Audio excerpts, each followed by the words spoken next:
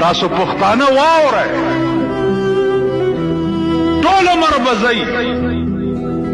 او په پنجاب کې به د پنجابیانو لوښي وینځئ که نه وینځئ په پنجاب کې به د هغوی په کارخانو کې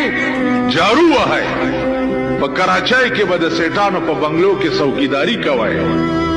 په کراچۍ کې به ټیکسي موټرې او ټیکسي لارۍ چلوئ تاسو به ټول عمر چواړیان یې لکه دلته چواړیان چې ټول عمر ستاسو لارې او جارو ویڼی جارو کوي تاسو به ځئ او د دې ځای نه به د پنجاب تالي سټئ او د هغې لارې او کوڅې او غل متیازې به پاکوئ پښتون بچی د دې قابل نشي چې هغه ځان په خپله وپېژني او ځان په خپله جوړ